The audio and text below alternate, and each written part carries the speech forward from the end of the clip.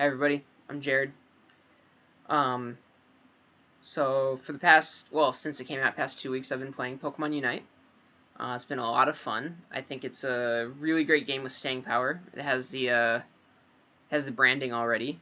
Yeah, the gameplay is for the most part pretty crisp. And they've done some bug fixes. They're about to do a patch, and the reason the reason I'm making this video is because they're about to do a patch. I was gonna do a tier list once I hit Master, because I've been climbing super easily.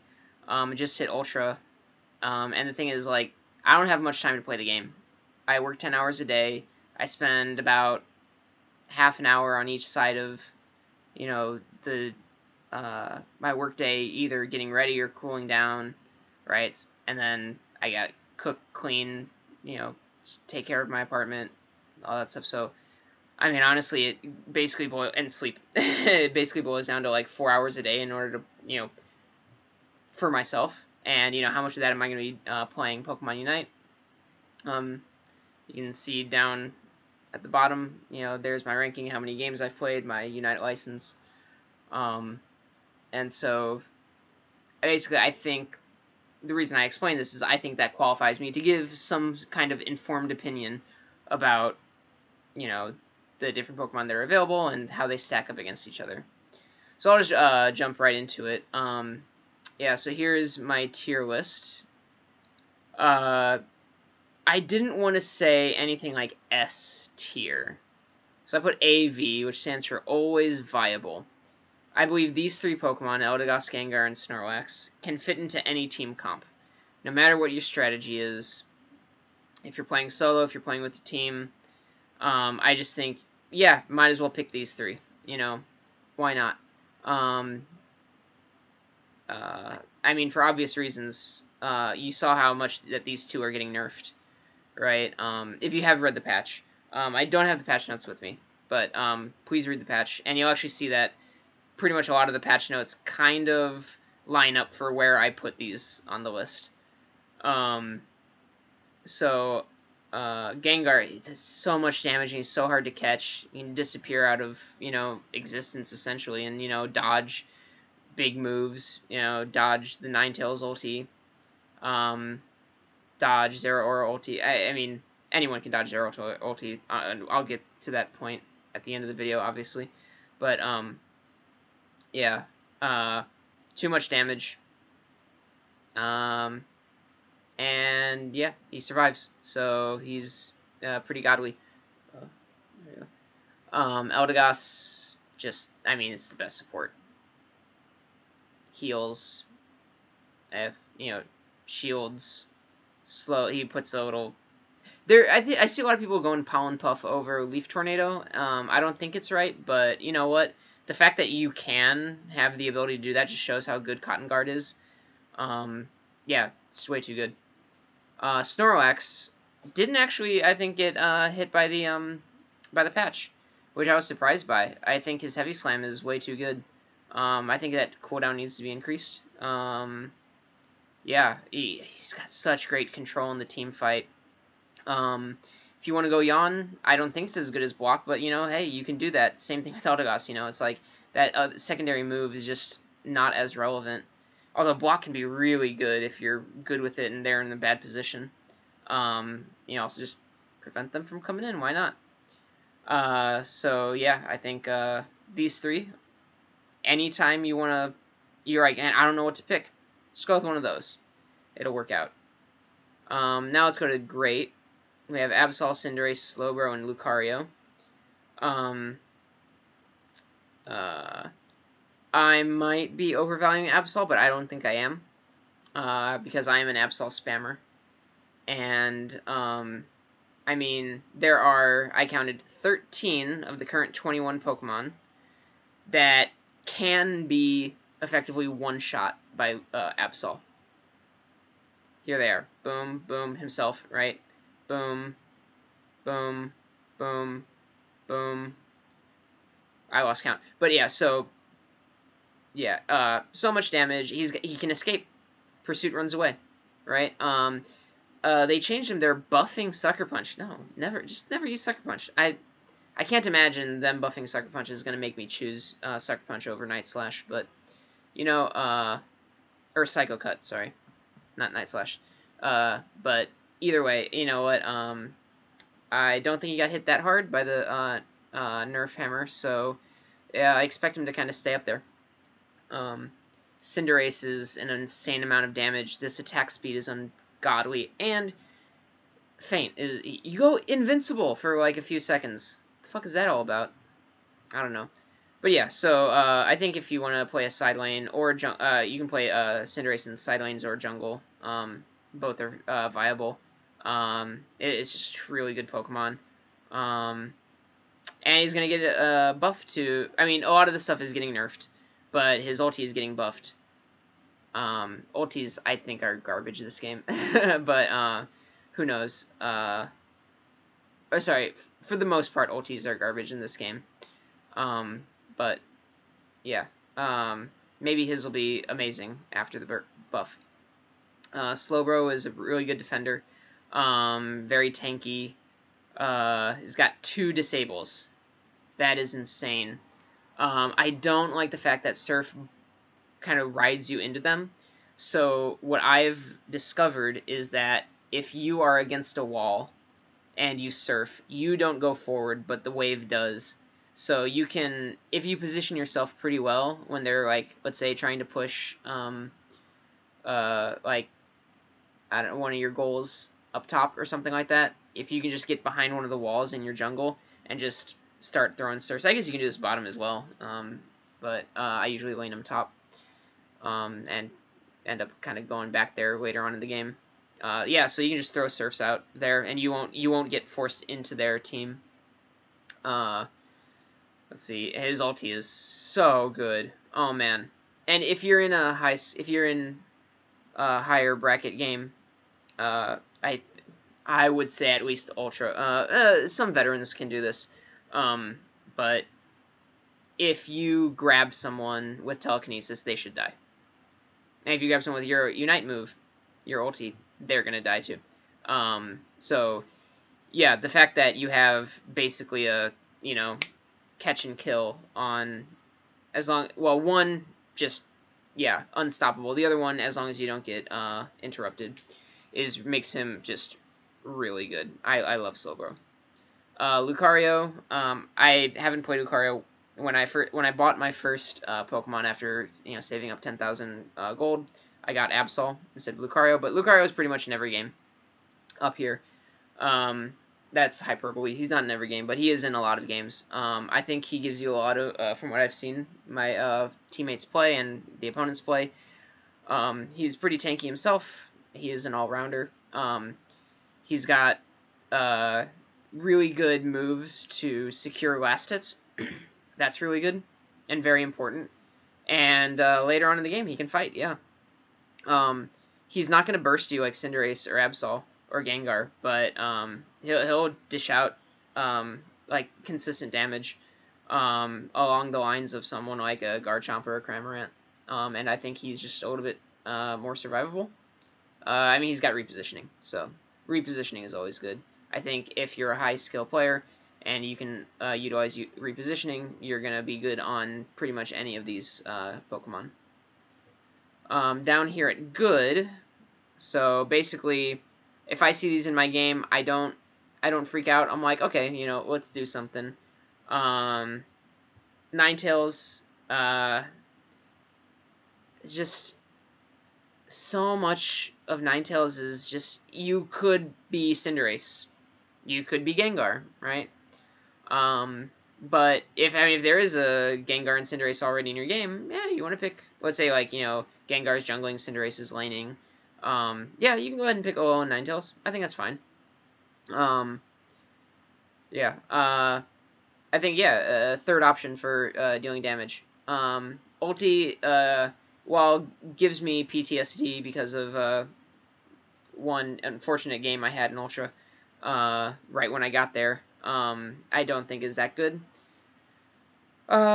So pretty much, yeah, the fact that she doesn't really have an escape, kind of keeps her in good. Then we have Cramorant, who is maybe the best laner. Maybe. I mean, you know, he gets Whirlpool is so good, right? He can secure last hits like no one's business. It's yeah.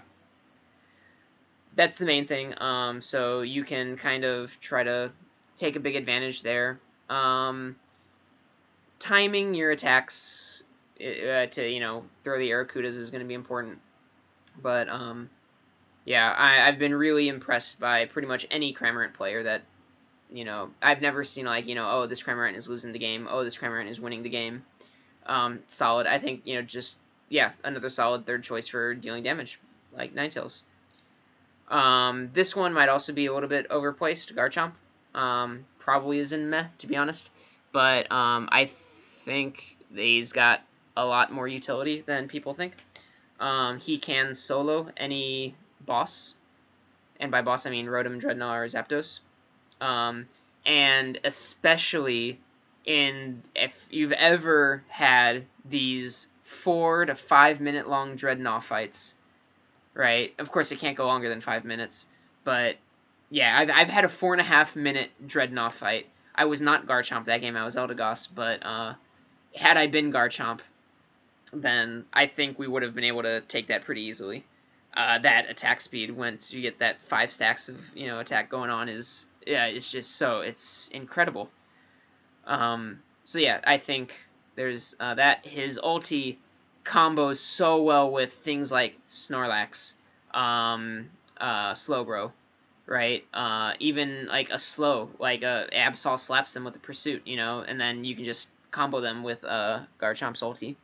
Other than that, his ulti is pretty garbage. Again, if you hit them with your ulti, it's good, but you have to hit them first, and as you know, it's probably really difficult to do that. It takes a long time to charge up. Everyone sees it coming, and then you just get out of the way. The things that are holding him back are just slow leveling up, right? He is not viable in the jungle, right? But the fact that Dig, which I think is the better option than Dragon Rush, you get repositioning, you get a stun. This is really good. I usually go Dragon Rush and Dragon Claw. Dig and Dragon Claw. And I think that's probably the best way to build him. I don't think Earthquake is that good. Next we have Mr. Mime. Not a lot of people play Mr. Mime. I'm sorry, Mr. Steelio Girl. But I think more people should. I think there's a high skill cap for Mr. Mime. The same is going to be said for another of these Pokemon later on. But if you can play Mr. Mime very well, which a lot of people in Ultra and Masters can, then you can like divide team fights for your team's advantage so easily. Yeah, and he's got good last hit securing, so there's that, which I think is one of the most important things in a Pokemon. Oh yeah, that was another thing. Garchomp doesn't have good last hit securing. So that kind of really makes him a bad laner at that point. Yeah, like I said, he takes a really long time to get online. Anyway, so yeah, the fact that you can last hit effectively, and yeah, if you're good, then team fights will, as long as the other team doesn't have a Mr. Mime, team fights and they don't get like jump on you, if they don't what do you say, surprise attack you, yeah, you should be able to win any team fight if you're good on Mr. Mime. Next is Pikachu. Man, the damage Pikachu does is insane. Pikachu might be great, but not a lot of people play Pikachu. That's unfortunate. He's the face of the franchise, right? But he's definitely not the most popular Pokemon, right? So sucks for him, but no, he's really good. He's got a snare, which is nice. Any kind of disable is always going to be good. And the fact that he can attack from so far, he can do damage from so far away that he hardly ever has to put himself in danger. So, yeah, I think just like Cramorant or Alolan Ninetales, I see this in my game as the third source of damage, and honestly, he could deal the most damage on a team. It just depends on, you know, how fights go, how grouped up people are, everything. Yeah, really good Pokemon, but again, suffers from a lot of the same fate as... Oh, I should have mentioned this about Mr. Mime. Absol can just run through his his walls, which is unfortunate. Yeah, set up a wall. Absol pursuits through it and one-shots Mr. Mime. Okay, two-shots Mr. Mime, but still, it's bad. Pikachu, yeah, as far away as you can be from any fight, there's always a possibility that this assassin will just come up from behind you and one-shot you. So, yeah, you know, get more HP. So, speaking of getting more HP, this is the buff to Wigglytuff coming up. More defense, special defense, and HP, I believe. Which, you know, I think, yeah, I'm really excited about that. I think this might move Wigglytuff up to being, like, great, or maybe even always viable. The fact that it's an offensive defender made it really weird. Like, I don't think it should be classified as a defender. Its ulti is kind of, again, lackluster. But if you know how to use rollout, then, again, you can turn the tides of fights so easily, just like a Mr. Mime. So that's why they're both here in good. Because, again, a lot of people don't. And I don't want to say a higher skill cap than Mr. Mime, because I see more Mr. Mimes than I see Wigglytuffs. But I think the fact that it is Wigglytuff just makes people not like it and not use it. But I definitely think it's just as strong as Mr. Mime. Yeah, learn how to use rollout, and you will not be disappointed, especially around Dreadnought. Yeah, that's a good choke point right there. Now down to the meh. Crustal, not bad. I mean, I don't think anyone knows what you're supposed to do on Crustal. But the fact that he doesn't get one shot by Absol makes him not bad. So, yeah, there he is. Yeah, you can run away. You're very fast. You're very versatile. There's a lot of ways to do this. You have, again, repositioning, not repositioning, but basically that you can set up a wall kind of like Mr. Mime, right? And so this is very valuable in fights. It just, other than that, lacks so much, right? Like, the classified as, I think, a defender, right? But, like, doesn't really defend, right? And can deal a lot of damage if, I guess, you're fed, but, you know, who's going to feed the Crustal? It's, yeah, so, just meh. Gardevoir, people are probably still learning Gardevoir. Again, suffers the same fate as, you know, so many squishies, you know, just Absol comes in and one-shots her.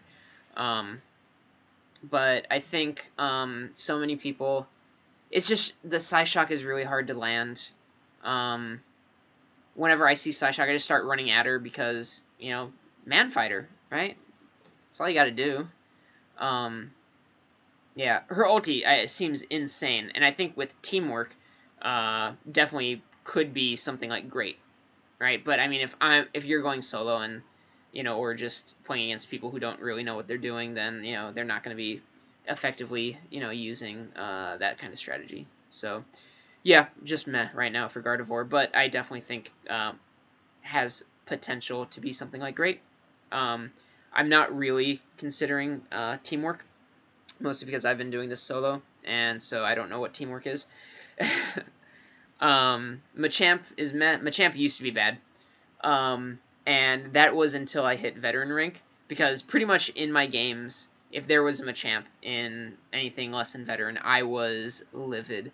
Like, I'd have to do so much heavy lifting if the Machamp was on my team. If the Machamp was on the other team, I'm like, great, we win this game, and yeah, Machamp is scoring, like, under 20, right, in terms of, like, total points at the end of the game, not, like, 20 buckets or whatever.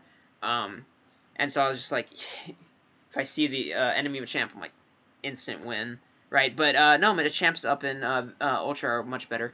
But again, just, I think there's, again, just better options for fighting, and also the fact that Machamp runs in, right, is, yeah, you pretty much need everything up, and you can't get stopped, right? If you miss your opener, excuse me, if If you miss your opener on Machamp, it's over. You're going to die. You're going to need your team to bail you out. If you don't miss your opener, then yeah, you can just pop all your cooldowns and run away. Not run away, run in. And you can deal massive amounts of damage. Like I said, it's growing on me. So, possibly should be good. Not meh. But, I still have that bad taste from having all these Machamps on, like, shit-tier Machamps on my team until I hit Veteran. Venusaur. Getting so many buffs. I think that's all I really need to mention for, why Venusaur is in meh. Everything is getting a damage increase. The only good thing about Venusaur right now, steals last hits like a champ. Not as good as Cramorant, but can steal last hits very well. The ulti is useless, and everything else about you is useless, right? Like, you want to stay far enough back where your Solar Beams are good, and your Sludge Bombs are good, which means you can't be auto-attacking, and you're an attacker. So it's just, you know, either A, make Solar Beam and Sludge Bomb basically his attacks, right? Like lowering the cooldown to, like, you know, I don't know, 3 and 4 seconds apiece or something like that. That would be insane, probably overpowered, but, you know, you're not hitting anyone with those vines. Trust me. Alright. Now let's get to bad. People are probably going to be upset about this, if anyone ever watches this, to be honest. But, yeah, Charizard. Takes a really long time to get on the line. Just run away from him. Even when he's using his ulti, run away. He's fast when he's using his ulti. You can run away. Greninja. Yeah. Did you know that if you are Greninja and you have the jungle buffs on you, and you split, like you double team, we can still see which one you are very, very easily. And it's also not that difficult to know which one is the Greninja. It's the one that's not walking in a straight line. I think a lot of people are opting for Smokescreen because of it. He deals a lot of damage. That's good. But he also, again, comes online really, really slowly. If Water Shuriken was given to him at 5, I think this would be better. And maybe viable. And I'd probably put him in good, right? But you'd probably have to scale back the damage on Water Shuriken, because then at 5, doing that much damage would have to make you great. Absol. Anyway, so Talonflame. Again, look at the patch notes. Everything is getting a buff in damage. Yeah. Which is unfortunate. You know, I like Talonflame. But he sucks. Yeah, you get to reposition, but you don't really get to escape. That's too bad. And then finally, Zera Aura. I think a lot of people have Zera Aura in like S tier or like A tier lowest. This guy is the bottom of the barrel. Basically, before I hit Veteran, I was like, Machamp and Zera Aura are auto losses. If I see it on the other team, guaranteed win. If it's on my team, well, I gotta do work. And now that I'm in Ultra, although I have just hit Ultra, I don't see many Zera Auras. Again, haven't really played many games in Ultra yet, but I don't expect to see many Zera Auras in my game. And even through the very later stages of Veteran, you see Zera Aura. If it's on your team, expect it to go poorly. If it's on the other team, yeah, feast on him. So I don't know why people... the reason why you can see streamers doing very well in this is they're stacking, right? And teamwork is always going to be more powerful than, you know, straight up picking Gengar, right? So, if you have teamwork and you're all on the same page, yeah, he jumps in, he deals a lot of damage. But, if you're not, or if the other team is just as coordinated, they will just run away. He doesn't deal that much damage, honestly, early on. So his only scary thing is his ulti. patch notes, yeah, he got buffed on so many things except for his ulti. His ulti got nerfed, right? And that's what he is. He is just an ulti, and you're gonna get like what 2, maybe 3 ultis off in a game, right? It's not worth it. Yeah, you lose so much early game. He can run around the map. He can farm the jungle, fast, but Cinderace farms the jungle fast. Lucario farms the jungle fast. Gengar, Absol, all of these. That's the reason they're up here. They farm the jungle so fast, right? Don't pick Zera Aura, right? I mean, go for it if you want to, right? If you want to pick these 4 because you like them, I'm not going to stop you, obviously, and you can win, right? You can always outskill people with whatever, surprise them, do something new that they've never seen before, or just, use better positioning, Fog of War, and take advantage of that. But, I mean, if you're going against people who are just as good as you, he is just terrible. Bottom of the barrel. I would rather pick Greninja over Zera Aura. To be honest, I would pick Zera Aura over Talonflame, but the fact that I think the fact that I see Zera Aura's more makes me have a much stronger opinion on it than Talonflame, right? Yeah, I've seen Zera Aura's ruin way too many games. But yeah, so that is my tier list. Of course, please chime in with your thoughts if you think I've said anything wrong. Obviously, please tell me. If you think if the patch will, how the patch will affect the meta going forward. I mean, I don't expect so many people will see this until that happens. The patch is going live like tomorrow. So, yeah. If you are new to the game and you see this, here's a good example of some Pokemon you might want to buy. If I'm looking at the nerfs correct and buffs, if I'm looking at the patch correctly, I don't think much will change about Absol. I think that's a safe pick. Eldegoss might not be a safe buy anymore. Got nerfed really hard. We'll see what happens with Gengar. It's really hard to tell. They didn't give much exact numbers. They just said like increased damage, increased attack, stuff like that.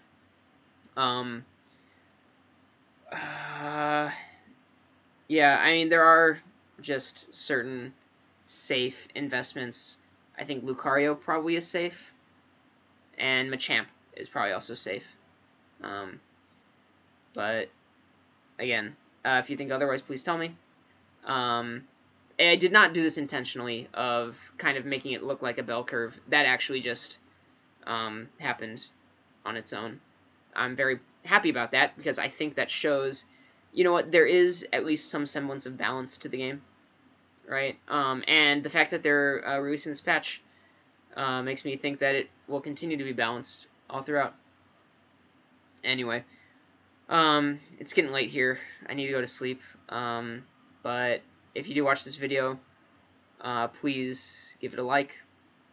And again, also give me your comment. Thanks.